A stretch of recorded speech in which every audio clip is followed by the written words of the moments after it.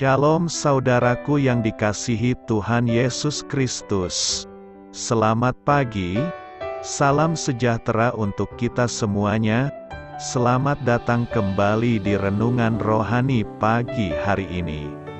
Semoga saudara yang terkasih dalam keadaan sehat selalu. Kiranya damai dan sukacita Roh Kudus melimpah di dalam hati dan pikiran saudara saat ini. Sebelum kita mulai renungan pagi ini, marilah kita bersama-sama berdoa. Tuhan Yesus, terima kasih sudah membangunkanku pagi hari ini. Terima kasih atas penyertaan dan perlindungan Tuhan. Semua karena karunia Tuhan aku dapat bangun dengan pagi hari ini. Aku menyerahkan seluruh aktivitasku hari ini ke dalam kuasa tangan Tuhan. Jauhkanku dari yang jahat, ya Tuhan. Tuhan Yesus, tolong lindungi dan berkati aktivitasku hari ini. Tolong berkati juga keluarga dan teman-temanku, Bapa Surgawi, oleh karya Roh Kudus. Tolonglah aku untuk menjauhi segala sesuatu yang melukai hati-Mu. Ampunilah segala dosa kami, ya Tuhan. Dalam nama Tuhan Yesus, aku sudah berdoa. Amin. Sahabat saudara rohani, pembacaan ayat emas Alkitab renungan kita hari ini terambil dari Wahyu 5 ayat 1 sampai dengan ayat 10. Maka aku melihat di tangan kanan Dia yang duduk di atas tahta itu sebuah gulungan kitab, yang ditulisi sebelah dalam dan sebelah luarnya dan dimeterai dengan 7 meterai. Dan aku melihat seorang malaikat yang gagah, yang berseru dengan suara nyaring. Katanya, siapakah yang layak membuka gulungan kitab itu dan membuka meterai-meterainya? Tetapi tidak ada seorang pun yang di sorga atau yang di bumi atau yang di bawah bumi, yang dapat membuka gulungan kitab itu atau yang dapat melihat sebelah dalamnya. Maka menangislah aku dengan amat sedihnya, karena tidak ada seorang pun yang dianggap layak untuk membuka gulungan kitab itu ataupun melihat sebelah dalamnya. Lalu berkatalah seorang dari tua-tua itu kepadaku, jangan engkau menangis, sesungguhnya singa dari suku Yehuda, yaitu tunas Daud, telah menang, sehingga ia dapat membuka gulungan kitab itu dan membuka ke-7 meterainya. Maka aku melihat di tengah-tengah tahta dan keempat makhluk itu dan di tengah-tengah tua-tua itu berdiri seekor anak domba seperti telah disembelih, bertanduk 7 dan bermata 7. Itulah ke-7 roh Allah yang diutus ke seluruh bumi. Lalu datanglah anak domba itu dan menerima gulungan kitab itu dari tangan Dia yang duduk di atas tahta itu.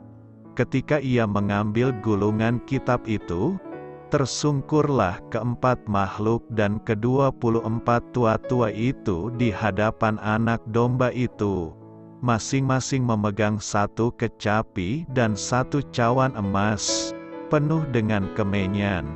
Itulah doa orang-orang kudus. Dan mereka menyanyikan suatu nyanyian baru, katanya, engkau layak menerima gulungan kitab itu dan membuka meterai-meterainya, karena engkau telah disembelih dan dengan darah-Mu engkau telah membeli mereka bagi Allah dari tiap-tiap suku dan bahasa dan kaum dan bangsa. Dan engkau telah membuat mereka menjadi suatu kerajaan, dan menjadi imam-imam bagi Allah kita, dan mereka akan memerintah sebagai raja di bumi.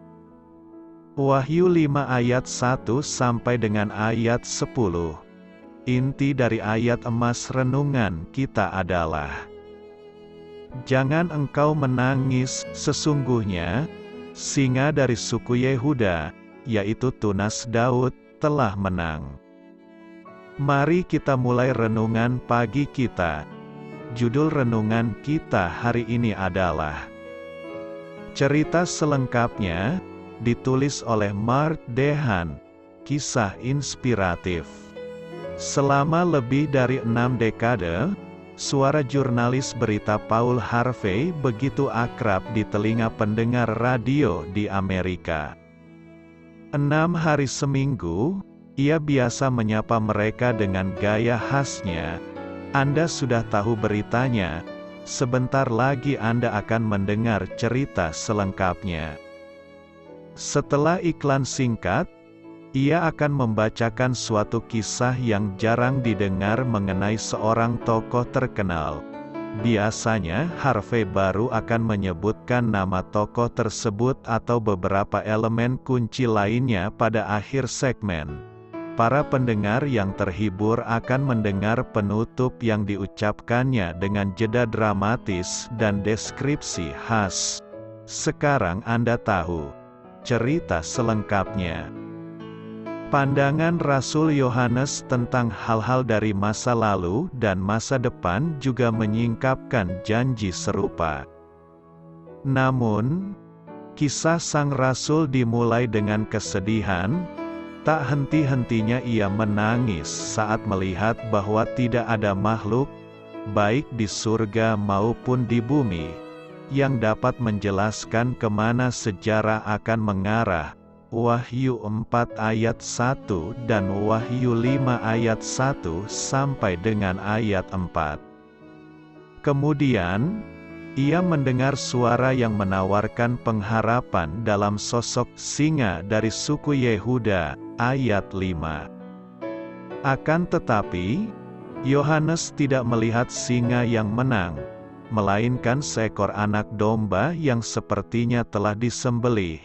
Ayat 5 dan 6, pemandangan tak terduga itu membangkitkan perayaan yang meriah di sekeliling tahta Allah. 3 nyanyian dilantunkan oleh 24 tua-tua bersama malaikat yang tak terhitung banyaknya dan kemudian semua makhluk di surga dan di bumi. Ayat 8 sampai dengan ayat 14. Siapa sangka Juru Selamat yang disalibkan itu akan menjadi pengharapan bagi semua makhluk, membawa kemuliaan bagi Allah kita, dan melengkapi cerita hidup kita. Amin. Marilah kita renungkan di dalam hati kita. Ketakutan dan kesedihan apa yang membuat Anda membutuhkan pengharapan dari Yesus? Bagaimana membayangkan Yesus, baik sebagai singa yang menang maupun anak domba yang disembelih, dapat mendorong Anda untuk menyembah Dia? Hal ini patut kamu ketahui. Dalam perikop hari ini dari penglihatan Yohanes yang tercatat di Wahyu 5 ayat 1 sampai dengan ayat 10, kita mendapat gambaran tentang cara-cara Allah yang tidak terduga. Awalnya Yesus digambarkan sebagai singa dari suku Yehuda, tetapi saat Yohanes melihat ke atas, ia tidak melihat sosok singa yang megah, melainkan anak domba yang telah tersembelih. Kemenangan Allah diperoleh bukan oleh sang singa yang perkasa, melainkan oleh domba sederhana yang tampaknya telah kalah. Kedua gambaran tadi, singa dan domba, digunakan pada bagian lain kitab suci untuk berbicara mengenai Mesias yang diutus Allah dan karya yang akan dikerjakannya. Menjelang kematiannya, Yakub mengucapkan berkat kepada setiap anaknya, dan menyatakan kepada putranya, Yehuda, bahwa ia, seperti anak singa, yang akan melahirkan seorang penguasa. Kejadian 49 ayat 9, Yohanes Pembaptis menyebut Yesus, anak domba Allah, yang menghapus dosa dunia. Terdapat banyak orang di dunia yang mengaku mengikuti Yesus. Kalau begitu, mengapa mereka tidak memelihara perjanjian baru yang telah didirikan oleh Yesus? Tujuan Yesus datang ke bumi ini adalah untuk memberikan hidup yang kekal kepada umat manusia yang telah ditakdirkan untuk mati karena dosa-dosa mereka, untuk menuntun kita menuju keselamatan. Yesus mendirikan perjanjian baru pada saat hari Paskah dan menjadi korban penghapus dosa untuk kita dengan mencurahkan darahnya di atas salib. Perjanjian baru memiliki 7 hari raya dalam 3 bagian termasuk Paskah, begitu juga dengan hari Sabat. Mereka yang percaya kepada Yesus dan ingin diselamatkan harus mengetahui perjanjian baru serta memeliharanya. Namun, saat ini, hanya ada sedikit orang yang memelihara perjanjian baru. Hal itu karena kebenaran perjanjian baru yang telah didirikan oleh Yesus mulai diubah setelah zaman kerasulan dan telah menghilang sepenuhnya. Nubuat tentang hilangnya perjanjian baru. Terdapat banyak nubuat dalam Alkitab yang menunjukkan bahwa perjanjian baru akan dihancurkan, dan bahwa pelanggaran hukum akan berkuasa dalam gereja. Salah satu nubuatannya ialah perumpamaan tentang lalang dan gandum yang diceritakan oleh Yesus. Yesus membentangkan suatu perumpamaan lain lagi kepada mereka. Katanya, hal kerajaan sorga itu seumpama orang yang menaburkan benih yang baik di ladangnya. Tetapi pada waktu semua orang tidur, datanglah musuhnya menaburkan benih lalang di antara gandum itu, lalu pergi. Ketika gandum itu tumbuh dan mulai berbulir, nampak jugalah lalang itu. Maka datanglah hamba-hamba tuan ladang itu kepadanya dan berkata, "Tuan, bukankah benih baik yang Tuan taburkan di ladang Tuan? Dari manakah lalang itu?" Jawab tuan itu, "Seorang musuh yang melakukannya." Lalu berkatalah hamba-hamba itu kepadanya, "Jadi maukah Tuan supaya kami pergi mencabut lalang itu?" Tetapi ia berkata, "Jangan, sebab mungkin gandum itu ikut tercabut pada waktu kamu mencabut lalang itu. Biarkanlah keduanya tumbuh bersama sampai waktu menuai. Pada waktu itu aku akan berkata kepada para penuai, kumpulkanlah dahulu lalang itu dan ikatlah berberkas-berkas untuk dibakar. Kemudian kumpulkanlah gandum itu ke dalam lumbungku." Matius 13 ayat 24-30. Maka seperti lalang itu dikumpulkan dan dibakar dalam api, demikian juga pada akhir zaman mereka akan mengumpulkan segala sesuatu yang menyesatkan dan semua orang yang melakukan kejahatan dari dalam kerajaannya. Semuanya akan dicampakkan ke dalam dapur api. Matius 13 ayat 40-42. Lalang memiliki tingkat kesuburan yang tinggi. Jika kita membiarkan mereka tumbuh bersama dengan gandum, maka seluruh ladang akan penuh dengan lalang. Jadi, lalang yang telah ditaburkan setelah Yesus meninggalkan dunia ini, telah bertumbuh cepat dengan tingkat kesuburan mereka yang tinggi, dan meluas ke seluruh ladang. Dengan kata lain, dunia menjadi penuh dengan pelanggaran hukum. Ini adalah akibat dari gereja yang dikuasai oleh penentang Tuhan, sesuai dengan nubuat Daniel. Ia akan mengucapkan perkataan yang menentang Yang Maha Tinggi, dan akan menganiaya orang-orang kudus milik Yang Maha Tinggi. Ia berusaha untuk mengubah waktu, hari-hari raya, dan hukum, dan mereka akan diserahkan ke dalam tangannya selama 1 masa dan 2 masa dan setengah masa. Daniel 7 ayat 25, ia akan berbicara melawan Allah yang Maha Tinggi dan menindas umat Allah. Ia akan berusaha mengubah hukum-hukum dan pesta-pesta agama umat Allah, dan mereka akan dikuasainya selama 3,5 tahun. Daniel 7 ayat 25, Kitab Wahyu memiliki nubuatan yang sama. Dan kepada binatang itu diberikan mulut, yang penuh kesombongan dan hujat, kepadanya diberikan juga kuasa untuk melakukannya 42 bulan lamanya.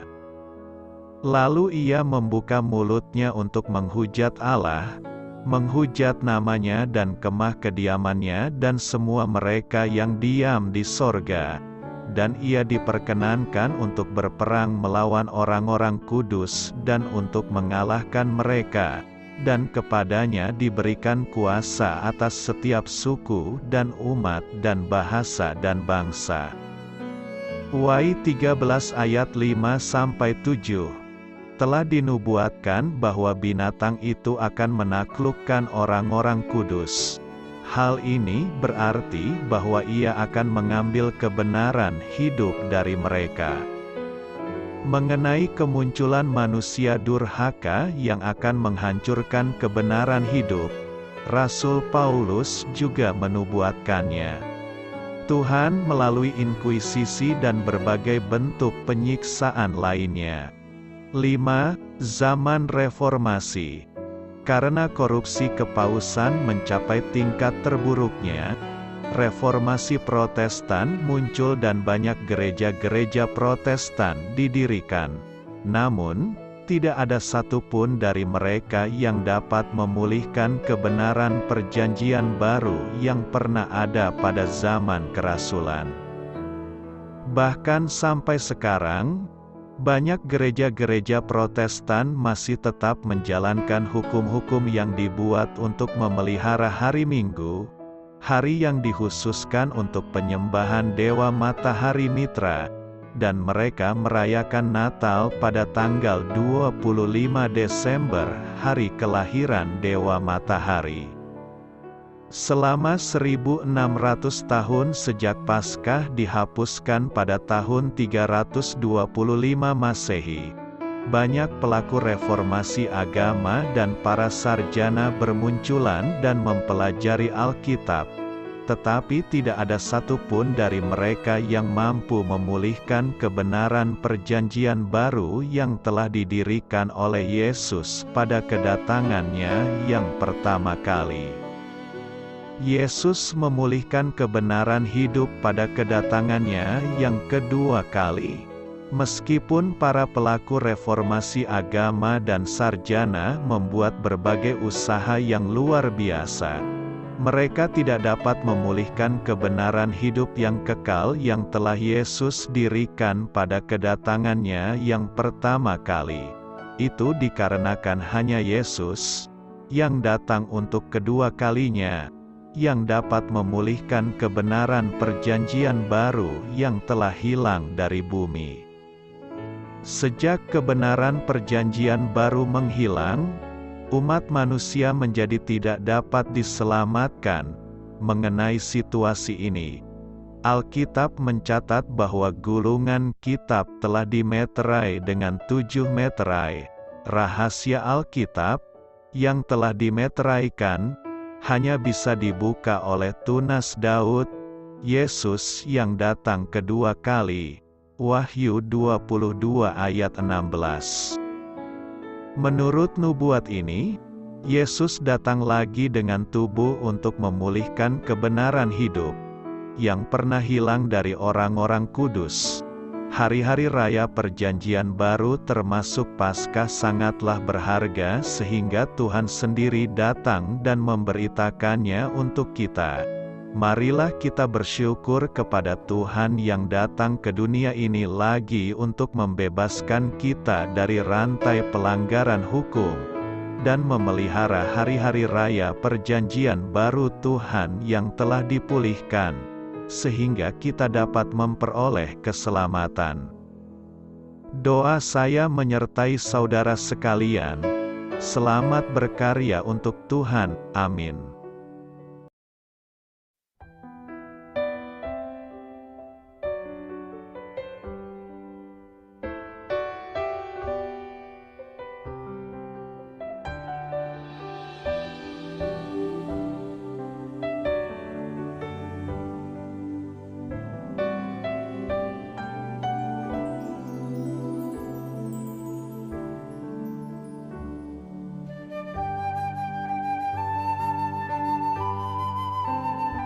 Marilah kita renungkan sahabat saudara rohani.